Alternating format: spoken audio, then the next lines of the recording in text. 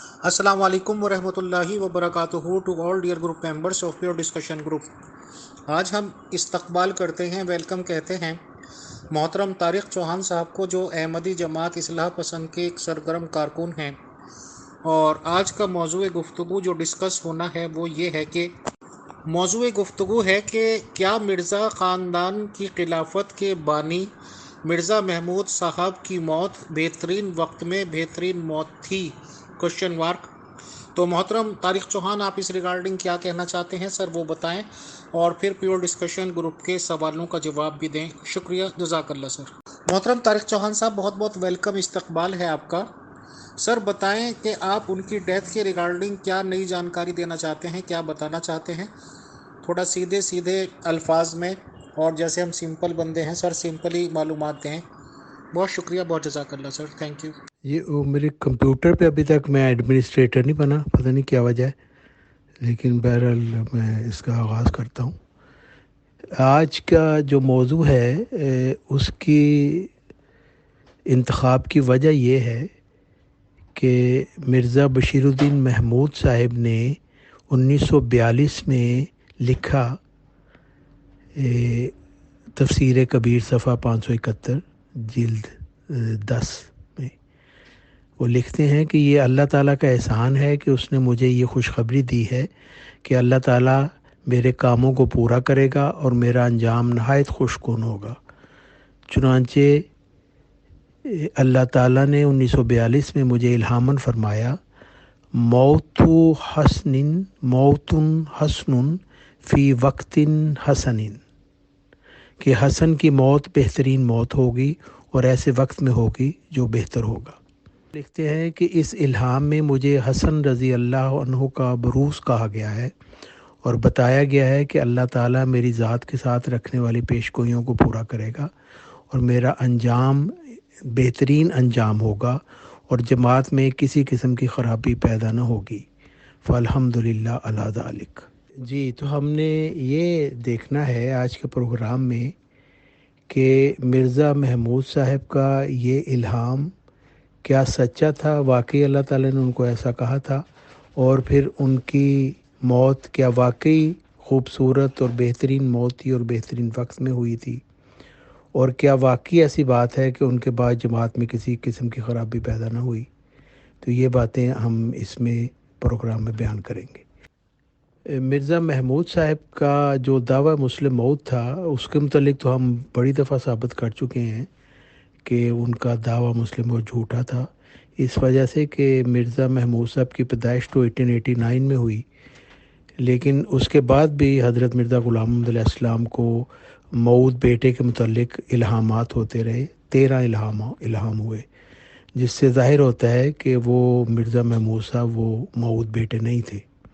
اور پھر حضرت مرزا غلام محمد علیہ السلام نے اپنے چوتھے بیٹے مرزا مبارک احمد کے متعلق بھی یہ خیال کیا کہ وہی مسلم موعود ہے، اور اس کو 3 کو 4 کرنے والا کہا، لیکن اصل میں حضرت مرزا غلام محمد علیہ السلام کی جسمانی اولاد ہی نہیں تھا وہ موعود بیٹا، اس نے بعد میں پیدا ہونا تھا۔ یہی بات مرزا محمود صاحب نے بھی کی 1908 میں، جب حضرت مرزا غلام محمد علیہ السلام کی وفات ہو گئی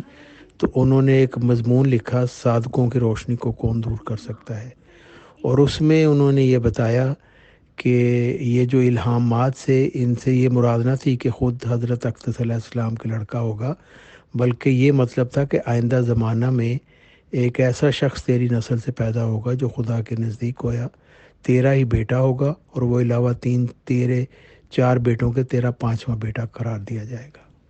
1908 میں جب حضرت مرزا غلام محمد علیہ السلام کی وفات ہوئی تو اس وقت حکیم نور الدین صاحب کو ان کا جانشین بنایا گیا، اور اسی طریق کے مطابق جیسا کہ حضرت مرزا غلام محمد علیہ السلام نے رسالہ الوصیت میں لکھا تھا کہ انجمن اس کا انتخاب کرے گی، اور انہوں نے وہ کیا متفقہ طور پر۔ اور 1908 سے 1914 تک جب حکیم نور الدین صاحب کی وفات ہو گئی، اس کے درمیان جو 6 سال گزرے ہیں، اس میں مرزا بشیر الدین محمود صاحب کے ذہن میں بھی بہت ساری تبدیلیوں نے جنم لیا۔ 1914 میں جب حکیم نور الدین صاحب کی وفات ہو گئی تو انہوں نے مرزا محمود صاحب نے وہ انجمن جس کو حضرت مرزا غلام محمد علیہ السلام نے اپنا جانشین کہا تھا اس کو انہوں نے توڑ دیا اور اپنا انتخاب خلیفہ کے طور پر کروا لیا، اور 12 اپریل 1914 کو پہلی مجلس شورا انہوں نے منعقد کی، اور اسی میں انہوں نے اپنے سامنے اپنے ایک مرید سے ایک مضمون پڑھوایا جس میں یہ ثابت کیا گیا تھا کہ مرزا محمود صاحب ہی وہ پسر موعود ہے جس کا حضرت مرزا غلام علیہ السلام کو الہامی طور پر وعدہ دیا گیا تھا۔ یعنی 1908 میں انہوں نے کہا یہ آئندہ کبھی پیدا ہوگا، اور 1914 میں ہی پھر ان کا یہ دل بدل گیا اور انہوں نے اس پیشگوئی مسلم موعود کے جو وجود ہے اس پر قبضہ کرنے کا مصمم ارادہ کر لیا۔ اور اس کے بعد پھر مرزا محمود صاحب نے اپنے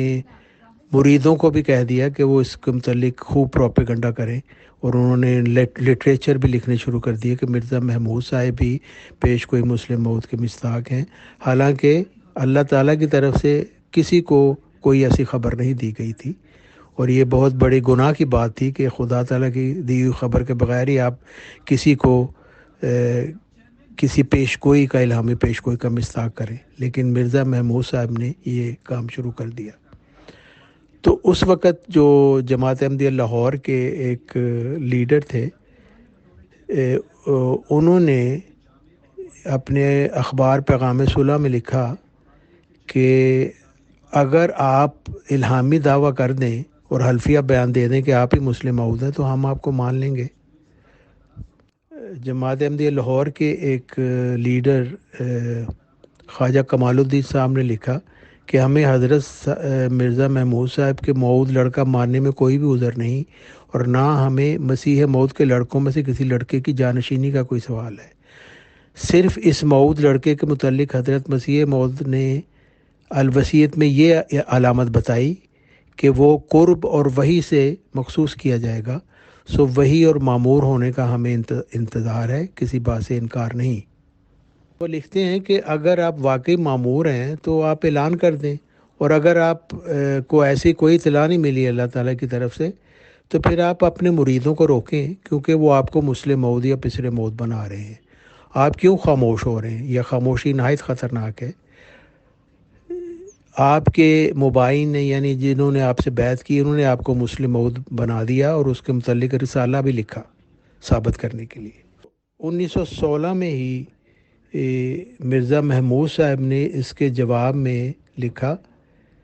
کہ میں مسلم موعود ہونے کا دعویٰ نہیں کرتا، نہ دعویٰ کرنا ضروری سمجھتا ہوں، اور انہوں نے لکھا کہ مسلم موعود کے لیے نہ تو دعویٰ وحی سے ضروری ہے نہ بلا وحی کے، اور ہو سکتا ہے کہ وہ دعویٰ بھی نہ کرے۔ حضرت صلی اللہ علیہ وسلم نے کئی پیشگوئیاں امت کے بڑے بڑے آدمیوں کی نسبت فرمائی، بعد نے ان کے مستحق ہونے کا دعویٰ بھی نہ کیا۔ تو وہ کہتے ہیں کہ میں مسلم موعود کا دعویٰ نہیں کرتا، اگر میں ہوں تو الحمدللہ دعویٰ سے فائدہ نہیں، اگر میں نہیں تو اس احتیاط سے میں ایک غلطی سے محفوظ ہو گیا۔ بعض لوگ مجھے وہ موعود سمجھتے ہیں، میں ان کو بھی نہیں روکتا، ہر ایک شخص کا اپنا خیال و تحقیق ہے اور خلاف شریعت نہیں۔ یعنی مرزا محمود صاحب نے اپنے مریدین کو ہری جھنڈی دکھا دی کہ تم میرے متعلق پروپیگنڈا کرتے رہو، اور یہ بھی بتا دیا کہ مجھے خدا کی طرف سے کوئی ایسی خبر نہیں ملی کہ میں مسلم موعود ہوں، لیکن میں اپنے مریدوں کو نہیں روکوں گا، وہ ان کو کھلی چھٹی ہے کہ وہ اس کے متعلق پروپیگنڈا کرتے رہیں۔ اور پھر یہ بھی کہہ دیا کہ یہ شریعت کے خلاف نہیں ہے، حالانکہ یہ ان کا بہت بڑا جھوٹ تھا کہ یہ شریعت کے خلاف تو بات ہے کہ ایک شخص کو بتایا ہی نہیں گیا کہ وہ کسی پیشگوئی کا مصداق ہے، لیکن پھر بھی اس کے متعلق یہ بات کی جائے، یہ تو گستاخی اللہ تعالیٰ کی ہو جاتی ہے۔ جب پھر 1937 میں یعنی یہ ان کے دعوے سے 7 سال پہلے کی بات ہے کہ 10 جون 1937 میں راول پنڈی میں لاہوری جماعت سے ایک تحریری مناظرہ طے پایا، تو انہوں نے پھر پوچھا مرزا محمود صاحب سے کہ اگر وہاں پہ یہ بات ہو تو پھر ہم آپ کی طرف سے کیا کہیں، کیونکہ آپ نے تو دعویٰ نہیں کیا۔ تو اس کے جواب میں مرزا محمود صاحب نے اس طرح لکھتے ہیں کہ آپ کے سوال کا جواب یہ ہے کہ اول میرے نزدیک مسلم موعود بہرحال حضرت مسیح موعود علیہ السلام کی موجودہ اولاد میں سے ایک لڑکا ہے، نہ کہ آئندہ زمانہ آنے والا کوئی فرد، یعنی جو 1908 میں انہوں نے لکھا تھا اس کو انہوں نے کینسل کر دیا۔ اور پھر لکھتے ہیں دوم، میرے نزدیک جس حد تک میں نے اس پیش گوئی کا مطالعہ کیا ہے اس کی 90% باتیں میرے زمانہ خلافت کے کاموں سے متعلق ہیں۔ اور سوم، چونکہ میں اس پیش گوئی کے موعود کے لیے دعویٰ کو شرط قرار نہیں دیتا، اس لیے میرے نزدیک میرے لیے دعویٰ کی ضرورت نہیں۔ ہاں، میں سمجھتا ہوں کہ اس پیش گوئی کی جو غرض ہے وہ بڑی حد تک خدا تعالیٰ نے میرے ذریعے سے پوری کر دی ہے، لیکن میں اس میں تعجب کی بات نہیں دیکھتا اگر میرے بھائیوں میں سے کسی دوسرے کے ذریعے سے بھی اس قسم کے کام یا ان سے بڑھ کر کام خدا تعالیٰ کروائے۔ 1940 میں پھر وہ 1940 میں ایک خطبہ جمعہ میں وہ فرماتے ہیں کہ لوگوں نے کوشش بھی کی ہے مجھ سے دعویٰ کرائیں کہ میں مسلم موعود ہوں، مگر میں نے کبھی اس کی ضرورت نہیں سمجھی۔ مخالف کہتے ہیں آپ کے مرید آپ کو مسلم موعود کہتے ہیں، مگر آپ خود دعویٰ نہیں کرتے۔ مگر میں کہتا ہوں مجھے دعویٰ کی ضرورت کیا ہے؟ اگر میں مسلم موعود ہوں تو میرے دعویٰ نہ کرنے سے میری پوزیشن میں کوئی فرق نہیں ہوتا۔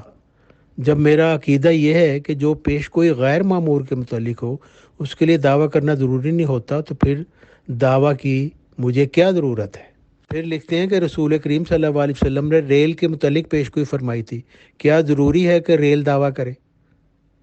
یعنی دلیل ان کی دیکھیں آپ۔ تو امت مسلمہ میں مجددین کی جو فہرست ہے اس میں بھی وہ کہتے ہیں کسی نے دعویٰ نہیں کیا۔ تو پھر لکھتے ہیں کہ پس غیر معمور کے لیے دعویٰ ضروری نہیں، یعنی وہ اپنے آپ کو غیر معمور سمجھتے ہیں، یعنی ایسا شخص جس کو خدا تعالیٰ نے کھڑا نہیں کیا۔ پس غیر معمور کے لیے دعویٰ ضروری نہیں، دعویٰ صرف معمورین کے متعلق پیش گوئی میں ضروری ہوتا ہے۔ حالانکہ لاہوری جماعت والے یہی کہہ رہے تھے کہ پیش گوئی میں تو صاف لکھا ہے کہ اللہ تعالیٰ اسے قرب اور وحی سے مخصوص کرے گا، اس کا مطلب وہ معمور ہوگا، لیکن مرزا محمود صاحب نے یہ پیش گوئی کا یہ حصہ بھی ماننے سے انکار کر دیا۔ اور پھر لکھتے ہیں کہ خیر معمور کے صرف کام کو دیکھنا چاہیے، اگر کام پورا ہوتا نظر آ جائے تو پھر اس کے دعویٰ کی کیا ضرورت ہے؟ اس صورت میں تو وہ انکار بھی کرتا جائے تو ہم کہیں گے کہ وہی اس پیش گوئی کا مصداق ہے۔ پس میری طرف سے مسلم موعود ہونے کے دعویٰ کی کوئی ضرورت نہیں۔ ساری کاروائی آپ تاریخ احمدیت جلد 9 میں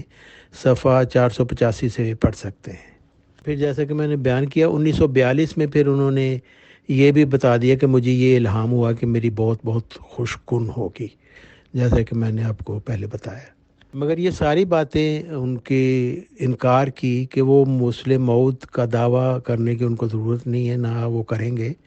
1944 میں انہوں نے دعویٰ کر دیا کہ میں ہی مسلم موعود، اور انہوں نے کہا میں نے ایک بہت بڑا طویل خواب دیکھا ہے جس کے نتیجے میں مجھے یہ خبر دی گئی ہے کہ میں ہی مسلم موعود ہوں۔ اور پھر اس میں انہوں نے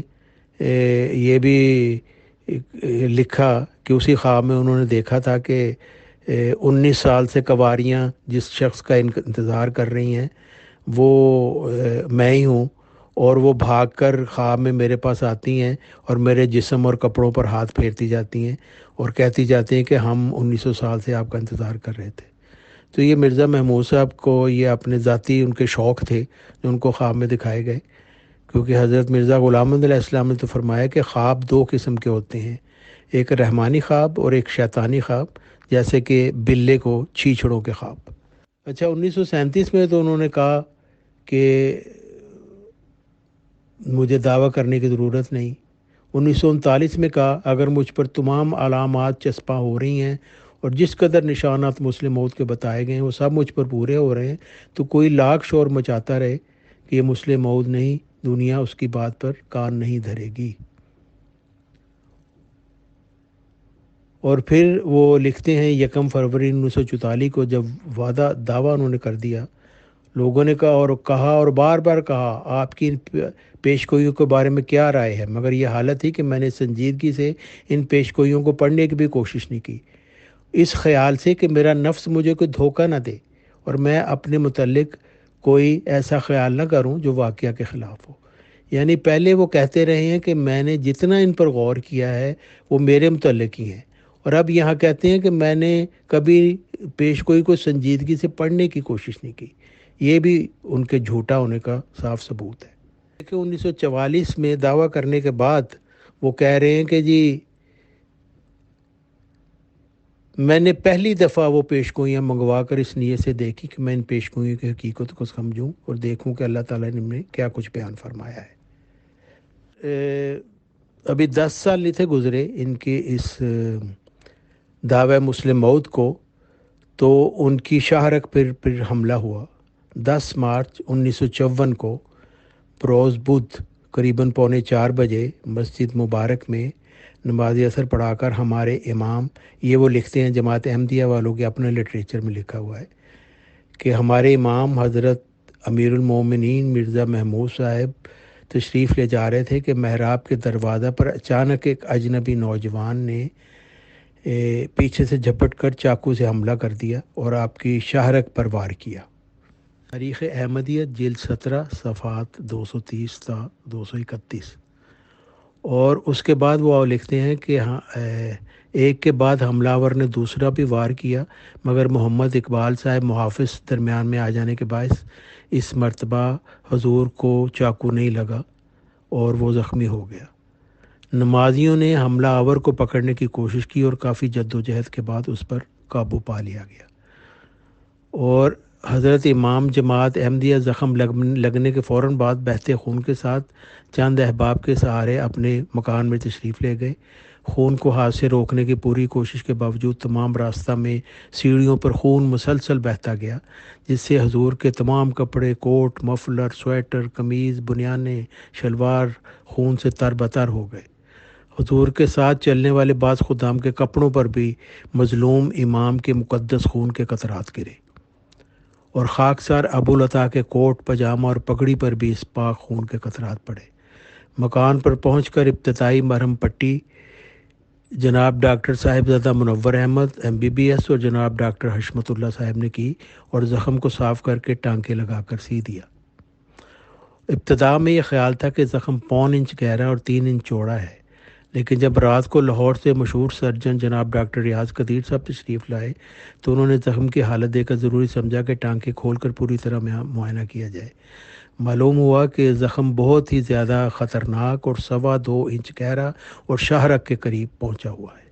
ان کے زخم مندمل نہ ہوئے تو انہوں نے چیک اپ کرنے کے لیے یورپ جانے کا فیصلہ کیا، اور چودھری ظفر اللہ خان صاحب اپنی کتاب Ahmadiyyat renaissance of Islam page number 332 پہ لکھتے ہیں کہ تینوں بڑے شہروں زیورک، ہیمبرگ اور لندن کے ماہر سرجنوں کی ایکس ریز کے ذریعے ان کا معائنہ کرنے کے بعد متفقہ رائے یہ تھی کہ چاقو کے بلیڈ کی نوک ٹوٹ کر شاہرگ میں دھنس گئی ہے۔ ماہرین کی یہ رائے تھی کہ اگر ٹوٹی ہوئی نوک شاہرگ سے نکالنے کی کوشش کی گئی تو مریض کی زندگی کو خطرہ لاحق ہو سکتا ہے، لہذا انہوں نے شاہرگ میں دھسی ہوئی یہ چاقو کی نوک نہیں نکالی۔ بعد ازاں دن بدن خلیفہ ثانی کی صحت گرتی گئی، فالج بھی ہو گیا۔ شاہرگ پر حملے کے 11 سال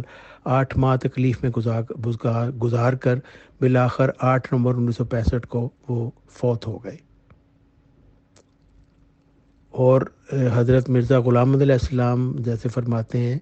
وہ لکھتے ہیں کہ اور قرآن شریف میں 100 جگہ اس بات کو پاؤ گے کہ خدا تعالیٰ مفتری علی اللہ کو ہرگز سلامت نہیں چھوڑتا، اور اسی دنیا میں اس کو سزا دیتا ہے اور ہلاک کرتا ہے۔ 40 روحانی خزائن جلد 17 صفحہ 434۔ جماعت احمدیہ لاہور کے ایک مصنف ممتاز فاروقی صاحب اپنی کتاب فتح حق میں لکھتے ہیں کہ میاں محمود صاحب کے خلیفہ قادیان بننے کے بعد ہی ان کے پالتو مولویوں نے یہ لکھنا اور کہنا شروع کر دیا کہ میاں صاحب ہی جب حضرت مرزا صاحب کی مسلم موت کی پیش گوئی کے مستحق ہیں۔ بعد میں میاں محمود صاحب نے بھی اپنے آپ کو مسلم موت سمجھنا شروع کر دیا، کیونکہ ان چند سالوں میں ان کے سلسلہ کو کافی ترقی حاصل ہوئی تھی اور وہ فاتح عالم بننے کے خواب دیکھنے لگے تھے، مگر اپنے آپ کو مامور من اللہ نہیں کہتے تھے، مگر اللہ تعالیٰ کے ڈھیل دیتے رہنے سے وہ گستاخ ہو گئے اور بالآخر 28 جنوری 1944 میں یہ اعلان کر ہی دیا۔ مرزا محمود صاحب نے یہ ایک جلسے میں 1 فروری 1944 کو اعلان کیا، میں اس واحد و قہار خدا کی قسم کھا کر کہتا ہوں کہ جس کی جھوٹی قسم کھانا لعنتیوں کا کام ہے اور جس پر افترا کرنے والا اس کے عذاب سے کبھی بچ نہیں سکتا، کہ خدا نے مجھے اس شہر لاہور میں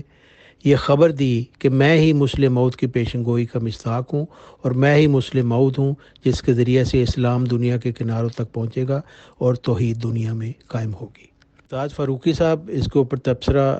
کرتے ہوئے لکھتے ہیں کہ جیسا کہ پہلے بتایا جا چکا ہے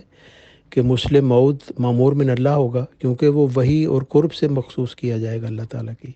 اور وہ اپنے زمانے کا مجدد ہوگا۔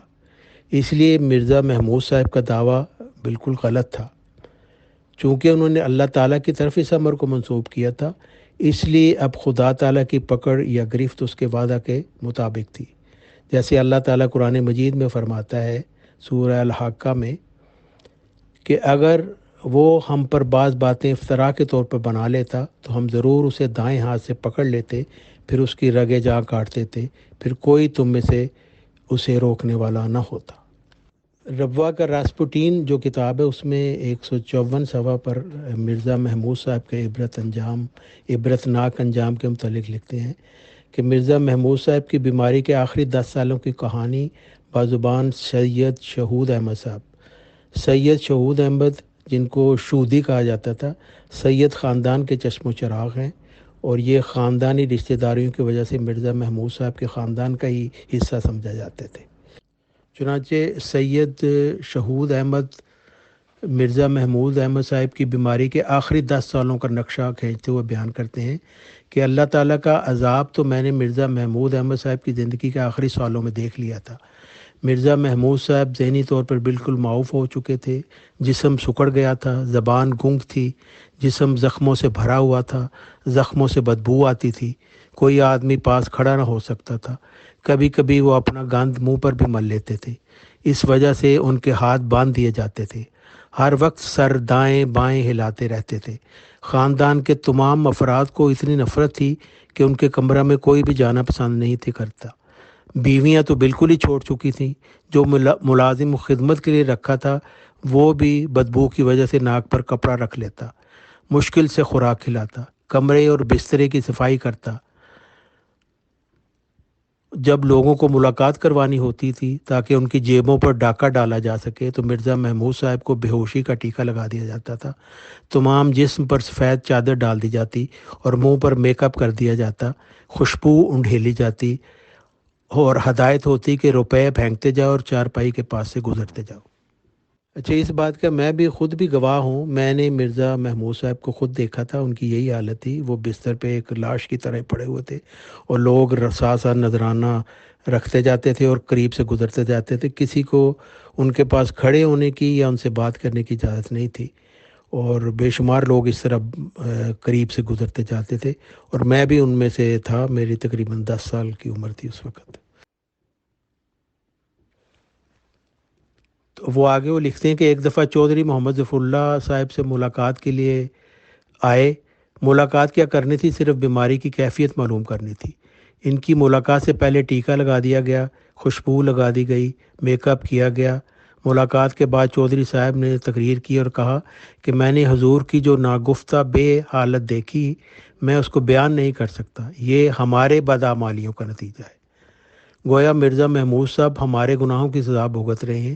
یہ وہی عیسائیوں کا عقیدہ ہے کہ یسوع ہمارے گناہوں کا بوجھ اٹھا کر صلیب پہ چڑھ گئے۔ اور یہ جو تقریر چودھری ظفر اللہ خان صاحب نے کی تھی، یہ مرزا رفیع احمد جو مرزا محمود صاحب کے بیٹے تھے ان کی زیر صدارت ہو رہی تھی۔ تقریر کے بعد صدارتی تقریر میں مرزا رفیع صاحب نے حاضرین کو متنبہ کیا کہ حضور کی بیماری کے متعلق جو چودھری صاحب تو تبصرہ کر سکتے ہیں لیکن کسی دوسرے کو اجازت نہیں۔ اور پھر 26 فروری کو 1955 میں ان پر پھر فالج کا حملہ ہوا، اور وہ لکھتے ہیں کہ میں تھوڑے وقت کے لیے لمبے ہاتھ پاؤں چلانے سے معذور ہو گیا، دماغ کامل معطل ہو گیا اور دماغ نے کام کرنا چھوڑ دیا، اور میں اس وقت بالکل بیکار ہوں، 1 منٹ کے نہیں سو سکتا۔ الفضل 26 اپریل 1955۔ 26 فروری 1955 کو شام 7 بجے کے قریب مرزا محمود صاحب سیڑھیوں سے چکرا کر گر پڑے اور بے ہوش ہو گئے۔ بلڈ پریشر 170 تک پہنچ گیا، اور یہ فالج کا خفیف سا اٹیک تھا جس سے ان کی زبان پر اثر ہوا، اور اگر وہ بولتے تو ان کی آواز بھی صاف نہ ہوتی۔ ابتدائی علاج کے لیے ڈاکٹر مرزا منور احمد صاحب اور ڈاکٹر محمد رمضان آئے اور ضروری ادویات دیں۔ اور ٹیسٹ کرنے کے بعد کہا کہ فالج کا حملہ ہو گیا جو مستقبل میں شدت اختیار کر لے گا۔ ڈاکٹروں نے انہیں علاج کے لیے یورپ یا امریکہ جانے کا مشورہ دیا۔ یورپ کی اس علاج نما سیر میں مرزا محمود صاحب کے ہمراہ ان کی 4 بیویاں ام ناصر، ام وسیم، مریم اور بشرا شامل تھیں۔ اس کے علاوہ ان کی بیٹیاں بیگم مرزا مبارک احمد، صاحبزادی امت الباسط اور داؤد احمد بھی ہمراہ تھے، اور داؤد احمد اور ان کی اہلیہ امت الباسط تقریباً 1.5 سال تک لندن رہے۔ مرزا محمود صاحب کا فیملیوں سمیت یہ قافلہ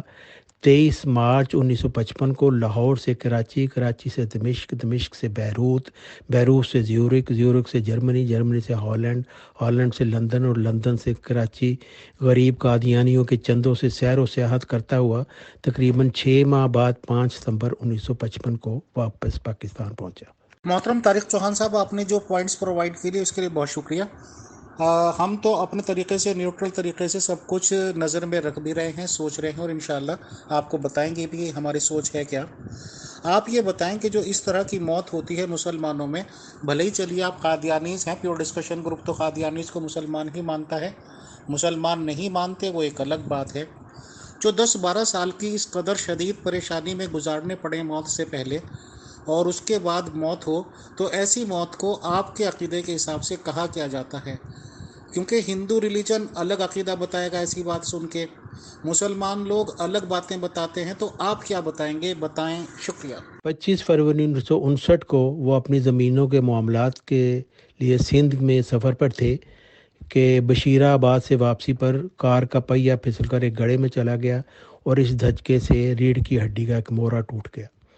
اعصابی کمزوری اور دوسرے عوارض کی وجہ سے طبیعت پہلی خراب تھی، اس لیے اس دھچکا کے باعث مختلف عوارض عہد کر آئے۔ 27 مئی 1959 کو بے ہوشی طاری ہو گئی اور نبض ڈوبنے لگی۔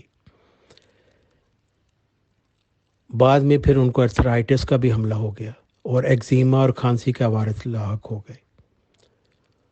اور ان عوارض نے قدر اختلال پیدا کر دیا۔ وہ اپنے ڈاکٹروں اور معالجوں کے قتل کے بارے میں سوچنے لگے اور ان پر اعتماد بھی نہیں کرتے تھے۔ 15 جولائی کو وہ ایک خطرناک دماغی بیماری اسکیزوفرینیا کا شکار ہو گئے، جو ایک نہایت تکلیف دہ ذہنی بیماری اور دماغ کو ناکارہ کر دینے والا مرض ہے، اور اس موذی مرض میں مبتلا ہونے کے بعد وہ عجیب و غریب باتیں سوچتے اور حالات و واقعات کو یکجائی نظر سے دیکھنے کی صلاحیت کھو بیٹھے۔ وہ اپنے دماغ میں اندرونی آوازیں سنتے تو سمجھتے کہ لوگ میری جاسوسی کر رہے ہیں اور مجھ پر تسلط کی کوشش کر رہے ہیں۔ وہ بے تحاشا گندی اور فحش گالیاں منہ سے نکالتے اور چیخ چیخ کر کہتے کہ میں بادشاہ ہوں، کبھی کہتے کوئی مجھے زہر دے کر مار دے گا، اور اس سلسلے میں وہ اپنے بیٹے مرزا رفیع کو بھی مورد الزام ٹھہراتے تھے۔ یوں محسوس ہوتا تھا کہ وہ بالکل مخبوط الحواس ہو چکے ہیں۔ وہ کاغذ کے چھوٹے چھوٹے ٹکڑے کر کے ان کی گولیاں بناتے، پھر انہیں 2 ڈھیریوں کی شکل میں رکھتے جاتے، پھر ایک ایک گولی اٹھا کر اپنے منہ میں ڈالتے اور اچھی طرح چبا کر نکل جاتے۔ ان کی قوت گویائی ہمیشہ کے لیے ختم ہو چکی تھی۔ وہ دنیا و مافیا سے قطعاً بے خبر اور بیگانہ ہو چکے تھے۔ دماغی امراض کے ماہرین نے جب ان کا معائنہ کیا، سب کی متفقہ رائے تھی کہ مرض بہت بڑھ چکا ہے اور اب لا علاج ہے۔ 3 ستمبر 1959 کو پھر فالج کا زبردست حملہ ہوا، جس سے وہ مزید عبرت کا نشان بن گئے۔ مرزا محمود صاحب بستر مرگ پر فحش کلمات اور غلیظ مغلظات کا بے دریغ استعمال کرتے، اور اس دوران صاحبزادہ ڈاکٹر منور اور مرزا محمود کے عوارض کی تمام رپورٹس لے کر خود جرمنی گئے اور وہاں کے مشہور ڈاکٹر پروفیسر پیٹر سے مشورہ کیا۔ اس نے جو علاج تجویز کیا اس سے کوئی فرق محسوس نہ ہوا۔ یوں محسوس ہوتا تھا کہ ناپسندیدہ افراد کے وحشیانہ قتل، جھوٹے مقدمات، بائیکاٹ، حد سے بڑھی ہوئی ہوسناکی اور اوباشی اور اسلام دشمنی کی وجہ سے خدائی گرفت میں آ چکے تھے، اور یہ بیماری نہیں بلکہ خدائی قہر اور غضب تھا جو خدا کے اوپر جھوٹ باندھنے کی وجہ سے ان پر آ چکا تھا۔ مرزا محمود صاحب کی وفات کے جو نقشہ ممتاز احمد فاروقی صاحب نے کھینچا ہے وہ اس طرح ہے کہ ابھی مرزا محمود صاحب کے دعوے کو 11 سال بھی نہیں گزرے تھے کہ عذاب الہی نے ان کو آن پکڑا، اور اس کا آغاز فالج کے حملہ سے ہوا، اور فالج کو حضرت مرزا غلام محمد علیہ السلام نے دکھ کی مار کہا ہے۔ پھر لکھتے ہیں کہ چونکہ قادیانی یا ربوی جماعت کا عقیدہ ہے کہ خلیفہ معزول نہیں ہو سکتا، اس لیے وہ ایک مریض اور اذکار رفتہ انسان کو خلیفہ بنائے ہوئے ہیں، حالانکہ خدا نے اپنے ہاتھوں سے اسے معصول کر دیا ہے۔ کچھ سال ہوئے کسی شخص نے میاں محمود صاحب پر قاتلانہ حملہ کیا تھا، اور جو خدائی عذاب کا ایک نشان تھا۔ ویسے بھی جماعت روا ایک کونسل کے سپرد ہے، جس کے پریزیڈنٹ مرزا ناصر احمد، جو بعد میں پھر خلیفہ بن گئے ان کی وفات کے بعد۔ اس لیے یہ مقام عبرت ہے، کیونکہ خدا کے فرستادہ لیڈر کبھی مجنون اور مفلوج ہو کر نکمے نہیں ہو جاتے۔ جناب محمد طاہر عبد الرزاق نے مرزا محمود صاحب کی بیماری کا نقشہ اس طرح کھینچا ہے۔ لکھتے ہیں جب نام نہاد نماز کا وقت ہوتا تو مرزا بشیر الدین محمود صاحب کو لا کر مصلی امامت پر کھڑا کر دیا جاتا۔ بشیر الدین صاحب کبھی ہاتھ باندھ لیتے، کبھی چھوڑ دیتے، کبھی سجدے کھا جاتے اور کبھی سجدوں پر سجدے کیے جاتے، کبھی رکوع غائب ہو جاتے، کبھی 4 کی بجائے 2 رکعتیں اور کبھی 2 کی بجائے 4 رکعتیں پڑھ جاتے۔ وہ منہ میں اول فول بکتے رہتے، کوڑ دماغ قادیانی ان کے پیچھے ان کی حرکات دہراتے رہتے، لیکن کیا مجال ہے کہ کوئی ان کے سامنے زبان کھول